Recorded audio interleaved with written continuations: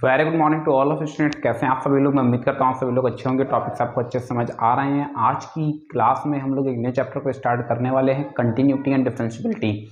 हालांकि continuity and differentiability से topic start करने जा रहे हैं, इसमें डिफरेंशियबिलिटी में 5.2 से हम लोगों ने पढ़ना शुरू किया था और फिर हम लोग आगे इंटीग्रेशन डेफिनेट तक हम लोग कवर कर ले गए थे। 5.1 हमारा मिसिंग था, तो 5.1 की हम लोग चर्चा यहाँ पर करने वाले हैं और देखते हैं कि आज की क्लास में बच्चा हम लोग क्या सीख सकते हैं और क्या कर सकते हैं। तो कंटिन्यूटी से हम लोग टॉपिक को स्टार्ट कर रहे हैं। इस टॉपिक को समझने के लिए आपको बेसिक नॉलेज होना चाहिए, जिसे प्रीरिक्विजिट नॉलेज बोलते हैं, होना चाहिए लिमिट्स का। तो लिमिट्स का अगर आपको अच्छा नॉलेज है तो डेफिनेटली आप यहाँ पर कंटिन्यूटी को अच्छे से कवर कर पाएंगे। चलिए क्लास की शुरुआत करते हैं और देखते हैं कि हम लोग क्या सीख सकते हैं और क्या कर सकते हैं। सबसे पहले तो हम लोग कंटिन्यूटी देखो बच्चा लिमिट से स्टार्ट कर रहे हैं, ठीक है। लिमिट्स यहाँ से देखो, यहाँ पर मैं लिमिट्स के बारे में नहीं बताने वाला हूँ कि लिमिट्स क्या है। हालांकि लिमिट्स में हम लोग कभी भी उस पॉइंट को डिस्कस नहीं करते हैं जिसकी चर्चा कर रहे होते हैं। यानी x इक्वल a को हम कभी भी नहीं डिस्कस करते हैं। हम हमेशा बात करते हैं तो a प्लस a माइनस, यानी x टेंस टू a, समझेंगे। x टेंस टू a, इसका मतलब यह है कि x अप्रोचेस है, x a की तरफ बढ़ रहा है, लेकिन देयर इज एन एम्बिग्विटी, ये नहीं पता चल रहा है वो किस तरफ से बढ़ रहा है। तो हम यहाँ पर दो केसेस अडॉप्ट करते हैं। हो सकता है कि वो राइट हैंड साइड से बढ़ रहा हो।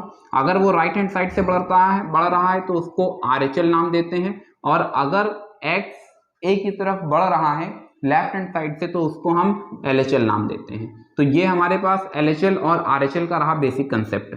यहाँ से इसी LHL को हम नाम देते हैं, LHL को हम डिफाइन करते हैं कुछ इस तरह से, limits x tends to a minus f x, जिसको बाद में आकर के डिफाइन करते हैं limits h tends to 0 f a plus h. देखो ये आपके लिए एक जनरल डेफिनेशन होगी, a माइनस एच होगा आपके लिए जनरल डेफिनेशन है। कहीं पर भी LHL आएगा तो ये दो स्टेप आपको याद होने चाहिए, ठीक है।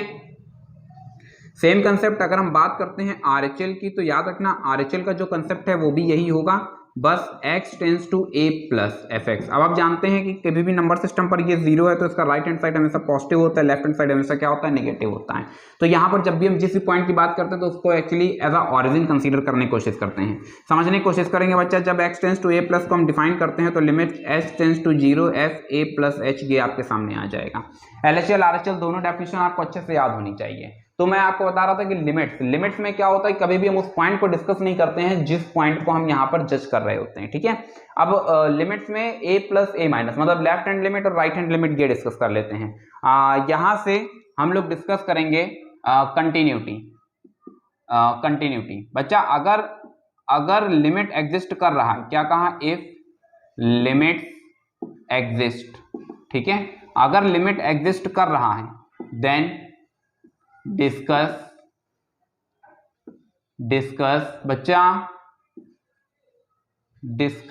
Eight x equal a। किसको डिस्कस करना है, x इक्वल टू a पर भी ग्राफ को डिस्कस करना है। अब ये डिस्कस करने के बाद में अगर limit x tends to a f a के इक्वल हो जाता है तो इसी को हम बोलते हैं कि ग्राफ कैसा है, ग्राफ कंटिन्यूअस है, ठीक है। एक चीज और भी याद रखना, जब मैंने आपको पढ़ाया था क्लास 11th में लिमिट्स, तो याद रखना वहां पर अगर कॉपी आपने ना बेची हो तो कॉपीज को उठा करके देखना, वहां पर आपको देखने को मिलेगा। मैंने वहां पर मेंशन किया था लिमिट्स की definition, limits x tends to a f x equal l।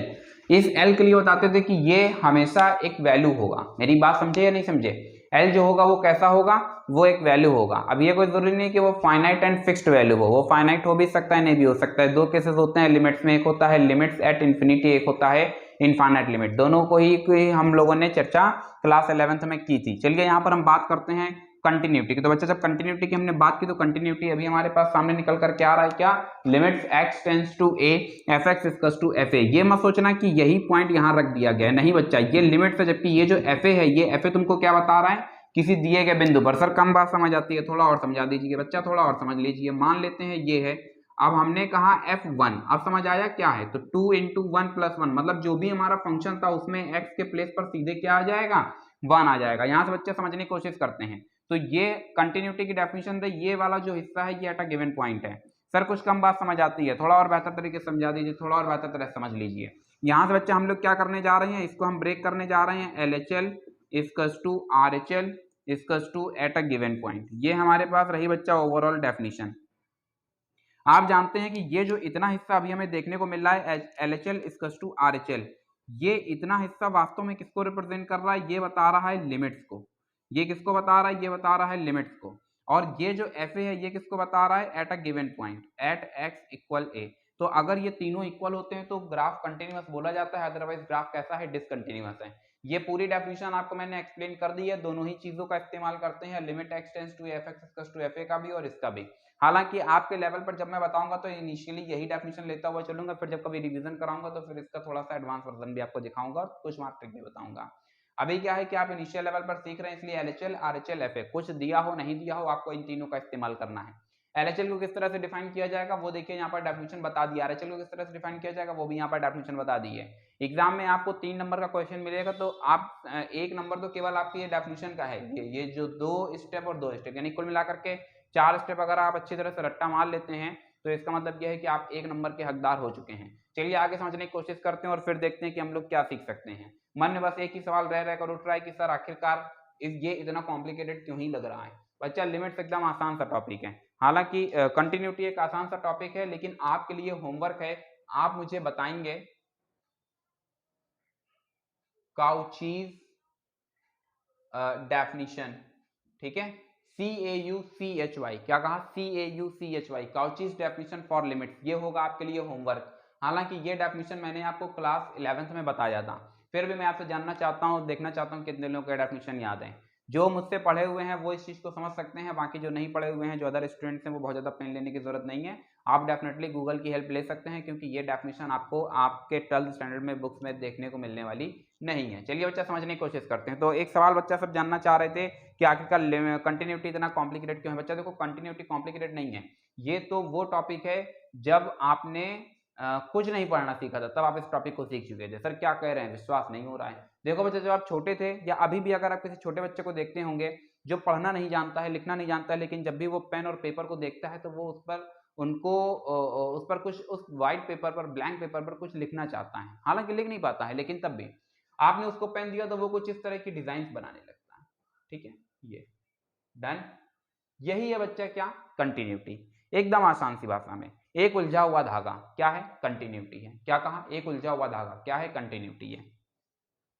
Simple C language में कहें तो पेन और पेपर को एक बार अटैच करा देने के बाद में अब आप चलाते रहिए, कोई भी ग्राफ बन रहा है, कैसा भी बन रहा है, इट्स डजंट मैटर, ये पेन और पेपर का कनेक्शन मिस नहीं होना चाहिए। अगर ये कनेक्शन मिस हो जाता है तो इसका मतलब क्या है कि ये इस पॉइंट पर डिसकंटिन्यूअस है। डिसकंटिन्यूअस है मतलब अब इसमें टूट फूट आ चुकी है। तो कंटिन्यूटी का एक सिंपल सा मीनिंग अब आपको समझ आ रहा होगा।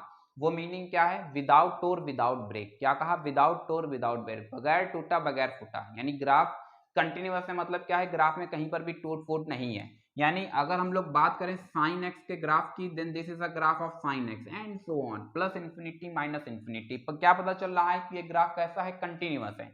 जबकि इसी जगह पर हम लोग इस 10 के ग्राफ की बात करते हैं, आप जानते हैं this is a graph of 10x। अब ये देखो बच्चा, फिर हम आगे बढ़ते हैं तो ये हमको फिर देखने को मिलता है। अब देखो ग्राफ क्या कहीं कंटिन्यूअस है पूरी तरीके से, क्या ग्राफ कहीं कंटिन्यूअस है पूरी तरीके से, नहीं बच्चा। देखो इधर से ब्रेक हो गया है, इधर से ब्रेक हो गया है, तो ये टूट टूट कर आगे बढ़ रहा है। इससे पता चलता है कि साइन एक्स जो है वो कंप्लीटली कंटिन्यूअस होगा। तो इसको याद भी रखेंगे कि जो साइन एक्स होता है वो कहाँ पर कंटिन्यूअस होता है, वो पूरे के पूरे रियल नंबर आर पर कंटिन्यूअस होता है। जबकि 10x के लिए पूछेंगे कहाँ पर कंटिन्यूअस होता है, तो बोलते हैं ये अपने ही डोमेन पर कंटिन्यूअस होता है। सेम प्रोसेस अगर हम पूछे what is the graph of log x, तो ये आप जानते हैं, हालांकि ग्राफ तो रिटर्न करा रहे हैं, उसके वीडियो से भी कुछ प्रिपेयर हो नहीं पा रहे हैं, इसलिए 20 तारीख से मैं थोड़ा सा बिजी हूँ, फिर उसका फ्री होता हूँ तो फिर कुछ नई चीजें आपके लिए लेकर के आता हूँ। ग्राफ थ्योरी को भी आगे तभी डिस्कस करेंगे। यहाँ से देखो बच्चा, ये जो अभी आपको ग्राफ देखने को मिल रहा है ये लॉग एक्स है। अब हम पूछें लॉग एक्स का ग्राफ कहाँ पर कंटिन्यूअस होता है, तो आप जानते हैं 0 to प्लस इंफिनिटी। ये देखो पूरा ग्राफ कंटिन्यूअस है, कहीं पर भी टूट फूट नहीं है। जबकि इसी जगह पर अगर हम लोग बात करें ग्रेटेस्ट इंटीजर फंक्शन की, तो ये देखो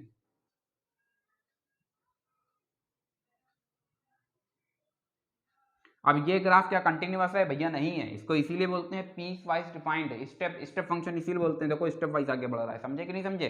तो ये क्या है, देखो ये ग्राफ और इस ग्राफ के बीच में देखो बीच में गैप हो चुका है, होल हो चुका है, तो इसलिए ये ग्राफ कंटिन्यूअस नहीं है। तो मैं उम्मीद करता हूँ कि कंटिन्यूटी अभी आपको क्या है, बेहतर तरह से समझ आ रही है। ठीक है, अब कई बार अभी मैंने कहा कि ये उलझा हुआ धागा है, क्या कहा मैंने, कहा ये उलझा हुआ धागा है, ये देखो दिख भी रहा है। ठीक है, कई बार ऐसा होता है कि उस धागे को सुलझाने के चक्कर में बहुत ज़्यादा पेशेंस हम खो बैठते हैं और क्या करते हैं, धागे को तोड़ देते हैं। धागे को तोड़ दिया तो वो हो गया डिसकंटिन्यूअस। अब फिर हमारे पास एक और भी दिमाग होता है, तो हम क्या करते हैं, उसमें गांठ लगा करके उसको जोड़ देते हैं। अब ये गांठ लगा करके जब जोड़ दिया तब वो हो गया फिर से continuous. Sir which type of continuity is this?